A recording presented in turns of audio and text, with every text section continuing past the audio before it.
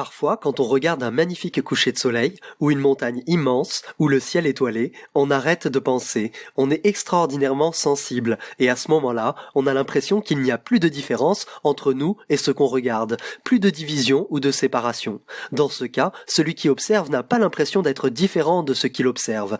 Autrement dit, l'observateur est l'observé, l'expérimentateur est l'expérimenté, bref, le sujet est l'objet.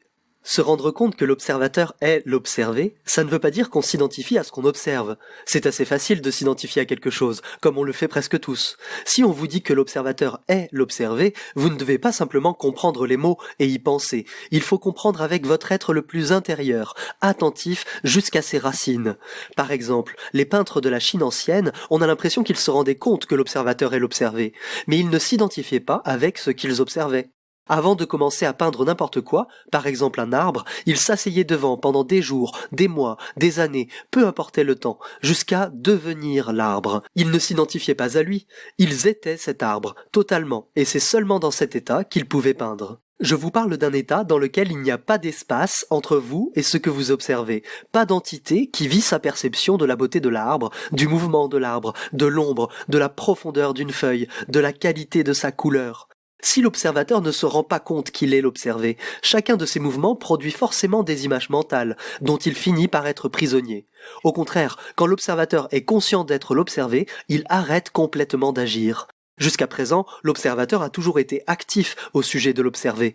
Il agissait et réagissait, soit avec passion, soit avec mollesse. Ça veut dire que l'observateur pensait qu'il devait faire quelque chose en ce qui concerne ces images, les éliminer ou leur donner des nouvelles formes. Quand l'observateur se séparait de l'observé, il agissait ou il essayait d'agir sur ce qu'il voyait. On croit à tort que cette façon d'agir, qui repose sur le plaisir et le déplaisir, est positive, comme quand on pense « ça me plaît, je le retiens, ça me déplaît, je m'en débarrasse ». En fait, quand on croit agir sur ce qu'on observe, on n'agit que sur soi-même, dans notre rôle d'observateur. Quand on s'en rend compte, il n'y a plus de conflit entre nous et nos images.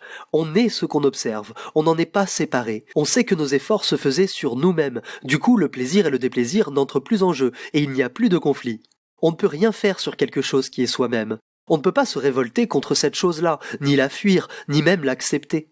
Ce qu'on observe est simplement présent. La chose est là. Dans ce cas-là, toutes les actions qui venaient du plaisir et de la souffrance s'arrêtent.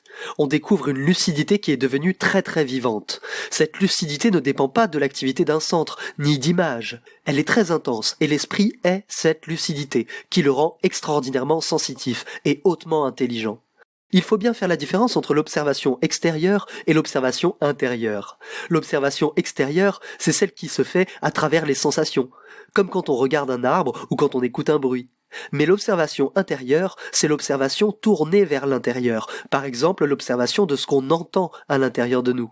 Il faut aussi faire la différence entre l'observation ordinaire et l'observation réelle, la pure observation. L'observation ordinaire, elle n'est pas vraiment consciente. D'habitude, on observe à travers des mots, des images, des souvenirs. C'est une observation indirecte qui est empêchée par les connaissances. Mais la vraie observation, l'observation réelle ou pure, est immédiate, c'est-à-dire qu'elle est directe. Elle se fait autrement que par l'intermédiaire des mots. On peut donc observer une personne avec qui on vit intimement sans passer par l'image, ni par l'idée. On peut percevoir ce qu'on appelle un arbre sans le désigner par un mot. C'est assez facile à faire si on a approfondi le sujet, mais c'est plus difficile dans le cas d'une personne qu'on connaît bien. C'est pas facile d'observer la personne avec qui vous vivez sans qu'intervienne la mémoire. La vraie observation, elle se fait sans qu'on produise une abstraction ou une idée de ce qu'on observe. Il faut percevoir que les images qu'on a de nos proches sont présentes, qu'elles sont là, c'est-à-dire qu'elles constituent un fait énorme, comme une pierre autour du cou, un poids autour de notre cou. Libérons-nous de ces images pour que le mécanisme qui les construit disparaisse.